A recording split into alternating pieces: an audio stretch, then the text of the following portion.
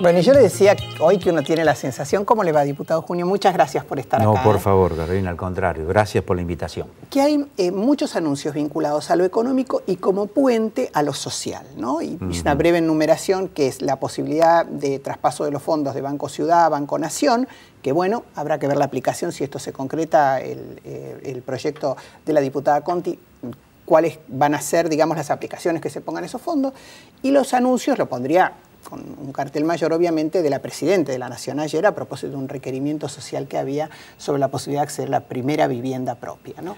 Sí, cómo no. Sobre el primer tema que suscitás, yo creo que ahora el proyecto encontró un equilibrio porque la iniciativa creo que es justa porque son fondos federales y tienen que estar los fondos en esfera del Banco de la Nación, que es el correlato de lo que serían los ingresos de la justicia federal, no son fondos provinciales ni locales.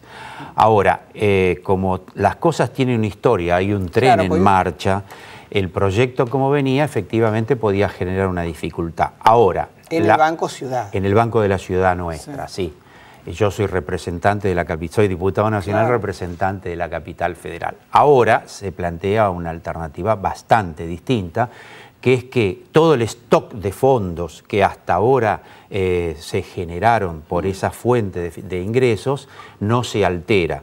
En adelante esos ingresos dejarán de ir, en la medida que la ley se apruebe, al Banco de la Ciudad e irá al Banco de la Nación Argentina, que por otra parte también... Pero no con retroactividad, o sea, no se le sacan los fondos no al se le Banco sacan Ciudad. los fondos. Ahora bien, alguien podría decir, bueno, pero va a perder esos ingresos de fondos. Pero hay un proyecto, ¿no? También que eso cualquier banco, Carolina, con una política comercial interesante, atractiva, los bancos captan fondos y eso se puede, esa masa de dinero que vienen de los juzgados, de la justicia, se van a poder reemplazar en un proceso natural. Y el proyecto del Frente Amplio Progresista, ¿no? Que de alguna forma lidera Hermes Wiener, que propone que los depósitos de la justicia ordinaria con sede en la capital se acreditan en el Banco Ciudad. ¿Se midió si una cosa puede compensar, aunque sea parcialmente, la otra, si se aprobara y tuviera tratamiento? Lo que pasa es que ese proyecto no lo tenemos medido, Creo que está relacionado esa visión con la propia situación de Santa Fe. El eje del debate, la verdad, que eran los 7.000 millones de pesos, que es el stock actual, que es el 30% de los depósitos del Banco de la Ciudad de Buenos Aires, y eso, bueno, era el centro del debate. Por lo tanto, francamente, en mi opinión, creo que se zanja con bastante equilibrio, esto que aparecía como una situación conflictiva. Bastante conflictiva. Sí, sí. ¿Cómo desde su mirada, observa hoy, yo digo a la economía porque la siento muy pegada, las decisiones que se toman en lo económico, a las consecuencias, siempre lo tienen, ¿no? A las consecuencias sociales, pero hoy más que nunca en un mundo que aparece como tomando decisiones muy importantes. No podemos dejar de mirar a la Unión Europea, lo que está pasando. Un cable que inclusive leyó la presidenta de la agencia Reuters a propósito de la no transabilidad de moneda entre los países, digamos, en portabilidad, por decirlo de alguna forma. Entonces uno dice, bueno, están pasando cosas importantes que de alguna manera uno tiene que mirar, porque uno no vive aislado del mundo. ¿Cómo estamos tan bien posicionados? O sea, en ese análisis, usted es profesor de historia, y además adhiere a una entidad bancaria. ¿Cuál es su mirada sobre? Cómo no. Yo creo que estamos, en términos relativos, mucho más fuertes, mucho mejor que otros países del mundo.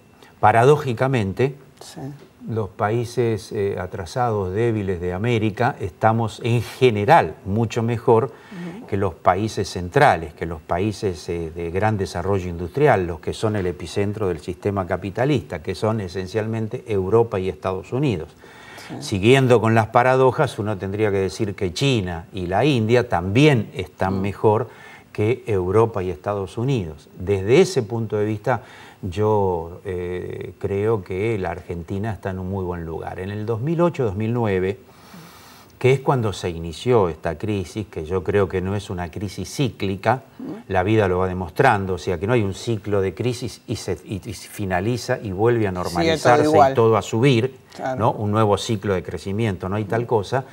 La Argentina en el 2009 sufrió, pero mucho menos que otros países del mundo, y eso fue porque se establecieron políticas activas de defensa del empleo, de defensa del consumo, de defensa del mercado interno, con una fuerte intervención del Estado, porque francamente no hay otra forma, con créditos para el consumo a tasas subsidiadas, con crédito a la industria nacional, también con tasas subsidiadas. Antes de ayer, la Presidenta de la Nación hizo un anuncio importante en defensa del desarrollo de la industria nacional, con aranceles colocando aranceles a la importación de bienes de capital a los efectos de defender a nuestra industria. Ahora, hay un sector que dice que eso le genera no pocos problemas, porque en la fabricación del producto nacional hay algún elemento que se necesita, porque no se fabrica acá y están con dificultades en la importación. Sí. Digo, no vivimos en el país de Heidi. No. Una aclaración sobre esa resolución. Es una resolución que está dirigida a bienes que se pueden fabricar acá, los que no se pueden... ¿Que se pueden o que se fabrican? No, que se fabrican acá, perdón, que se fabrican acá. El pueden mío tiene que ver con que en el fondo la idea del levantamiento de aranceles es para generar condiciones más favorables para que se puedan también fabricar acá otros. Porque si no, nunca hay un proceso de sustitución de importaciones, Carolina. Tiene que haber alguien dispuesto a asumir el riesgo de fabricar lo que hasta ahora no se fabrica. Yo tengo más preguntas que certezas, y cada vez más, ¿no? Pero digo, y me queda un minuto, lamentablemente me gustaría conversar más. El mundo ha generado un intercambio en donde, por ejemplo, hay países que han desarrollado mucho más su tecnología o la fabricación, por decirle algo, de chips, como es el caso de la India, en donde no disputan aquellos rubros en los cuales se han hecho fuertes. Hoy, según este concepto, entonces, nosotros tendríamos que fabricar a lo mejor algunos otros elementos que entran en competencia con el mercado mundial. Y eso no es, digamos, una mirada muy trabajosa sobre la realidad. A ver, sí, cómo no. Primera cuestión, cuando hay crisis internacionales como las actuales, lo primero que hay que hacer es defender lo que tenemos. ¿Por qué? Porque todo el mundo, como tiene recesión en sus propios países, no le puede vender a su mercado interno ni a sus clientes habituales. Por lo tanto, si este vaso vale $10, lo van a vender a 5 acá, y la industria de vasos, de vidrios nuestros, va a cerrar. Y los trabajadores de ese entonces, lo primero es defendernos, porque no hay una situación de remanso, hay una situación muy fuerte. El tema ese de los aranceles tiende, en primer lugar, a defender lo nuestro.